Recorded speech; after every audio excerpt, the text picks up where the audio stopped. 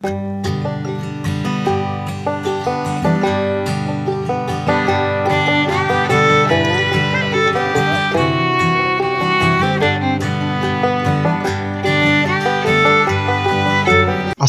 warahmatullahi wabarakatuh. Kembali lagi ke channel saya, Entok Medan Channel. Halo, apa kabar sahabat peternak entok seluruh Indonesia? Apa kabar semuanya? Agar channel ini semakin maju dan berkembang, jangan lupa di like, komen, dan subscribe video ini. Oke teman-teman sekalian, kali ini channel Entok Medan akan membawakan judul tentang budidaya entok sistem pembibitan untung jauh lebih besar.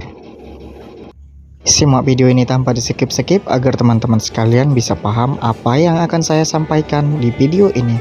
Nah, kawan-kawan sekalian, menurut pendapat saya ya, itu ada beberapa hari yang lalu bertanya, Bang, lebih baik peternak entok itu anakan dahulu apa langsung ke indukan?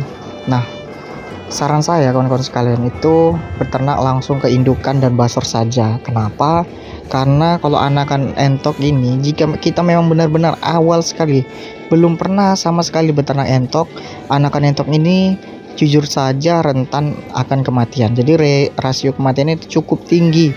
Apalagi teman-teman sekalian masih belum memiliki basic dalam beternak entok sebelumnya. Jadi memang perawatan anakan entok ini memang seperti merawat anak kecil sebenarnya teman-teman sekalian, karena memang mulai dari minuman, makanan kita harus tetap kontrol. Jika minumannya habis, dan juga vitaminnya, pakan tambahannya, lampunya, dia harus mendapatkan lampu kan sekalian. Jika memang langsung dipisahkan dari indukannya, jadi memang sedikit lebih sulit dibanding kita beternak entok langsung ke indukan dan basor, karena indukan ini kan sudah, kalau cerita daya tahan tubuh, dia sudah kuat, sudah kebal kawan-kawan sekalian. Tinggallah kita dalam proses pemberian makan dan juga proses perawatan sehari-hari. Intinya dalam peternak entok di sistem pembibitan, kita harus memiliki kandang yang sudah mumpuni. Sebelum membeli indukan, awal mulanya itu kandang dipersiapkan. Kita rencana mau pesan berapa, contohnya kita mau beli 10 ekor indukan. Nah, kawan-kawan sekalian sudah menyediakan 10 tempat petarangan telur sebelum indukan tersebut masuk ke kandang kita.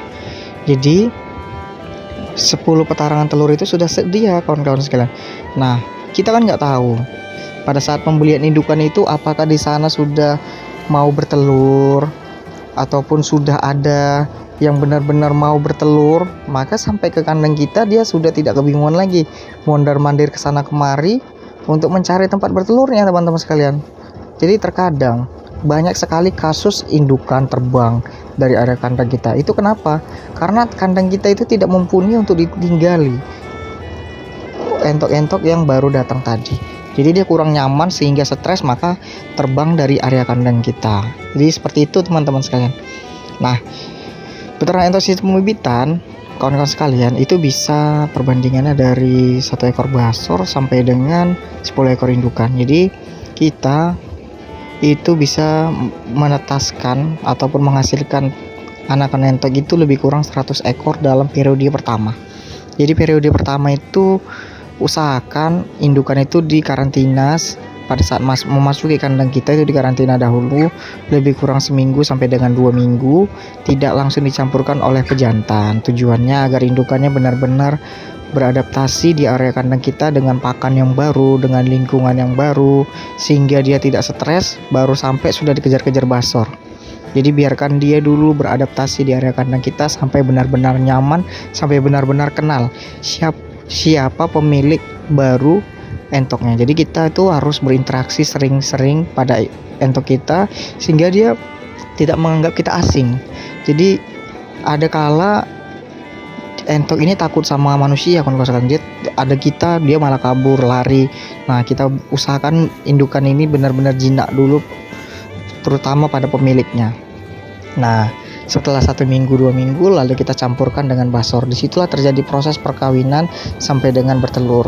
Pakan yang terbaik untuk sistem breeding ataupun pembibitan seperti ini ya tetap sama seperti yang ada di video saya sebelumnya, dedak padi dan juga limbah ikan. Limbah ikan bisa dicampur dengan pur atau pelet bebek petelur. Nah, tujuannya kita pemberian pur ataupun pelet bebek petelur ini untuk memicu, untuk merangsang indukannya cepat bertelur dan telurnya jauh lebih berkualitas, karena pakan bebek petelur ini diciptakan pabrikan untuk membuat bebek itu cepat bertelurnya. Jadi memang untuk entok juga sangat baik. Intinya basor kita memiliki birahi yang bagus. Nah, kawan-kawan sekalian, jadi periode pertama aja kita hitung-hitungan, indukan entok itu bisa menghasilkan 15 butir telur entok, kawan-kawan sekalian. Jadi per indukan jika menghasilkan 15 butir saja, 10 ekor indukan kita sudah menghasilkan 150 butir telur entok. Kita hitung saja rasio terjeleknya, hanya 10 butir yang menetas, teman-teman sekalian. Hanya 10 butir, tidak sampai dengan 15 butir menetas. Maka satu periode kita sudah menghasilkan 100 ekor anakan entok. Nah, jika kita sudah menghasilkan 100 ekor anakan entok, maka populasi awal mula kita sudah mencapai 111 ekor, sama ikut dengan indukan dan basor. 10 ekor indukan, 1 ekor basor, 11 ekor, ditambah anakan entok 100 ekor. Jadi kawan-kawan sekalian, itu dalam peternak entok ini sangat mudah. Intinya kita harus memiliki konsep yang paling pertama, kita ingin di sistem pembesaran atau pembibitan dulu. Awal mula sekali saya berternak entok nggak tahu mau konsepnya kayak mana, masih belum tahu, teman-teman sekalian. Ya saya beli indukan, ya beli basor, beli anakan usia 2 bulan, saya beli anakan usia 1 minggu, saya beli, malah bingung. Pakannya di satu, pakannya beda-beda, maka kos pakannya juga jauh lebih besar, dan juga kandang dulu masih belum besar, sehingga anakan entok usia 3 bulan dan basor itu dicampurkan, maka menurut saya itu kurang efisien. Karena memang kalau breeding, ya breeding saja, jangan dicampur dulu dengan anakan entok di usia 2-3 bulan, karena biar indukan dan basor ini fokus untuk perkawinannya lah, kawan-kawan sekalian. Nah, jadi memang kita harus benar-benar mengetahui konsep awal mulanya ingin beternak entok di sistem apa. Jadi kita tepat sasaran dalam pemeliharaan. Nah, jadi kita sudah menghasilkan 100 ekor anakan entok, tinggallah kita pembesaran kandang.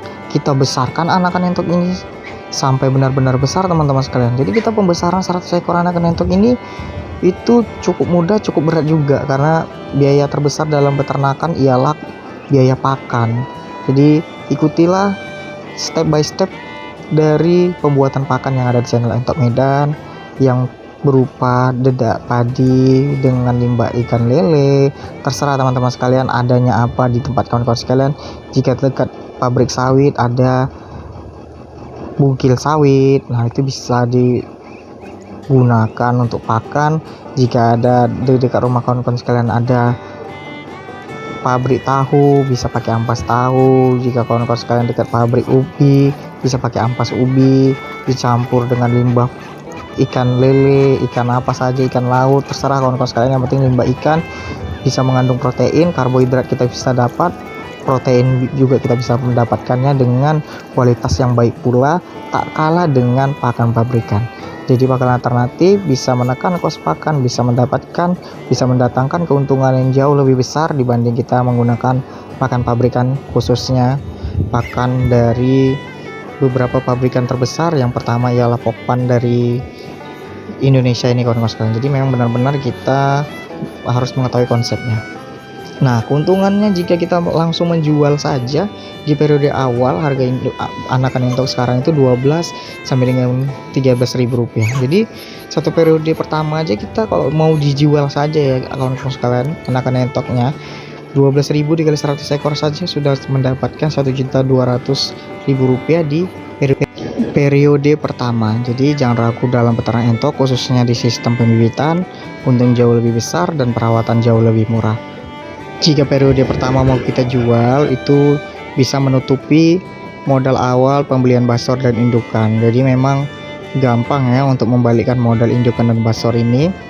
Itu udah plus pemberian pakan sudah bisa kita ringankan dari penjualan anakan entok pertama. Nah, di periode kedua baru bisa kita jual, kita besarkan, lalu kita jual di ukuran dewasa, ukuran kilo, maka keuntungannya bisa berlipat-lipat kali daripada periode pertama. Oke, sekian dulu dari channel Entok Medan. Assalamualaikum warahmatullahi wabarakatuh.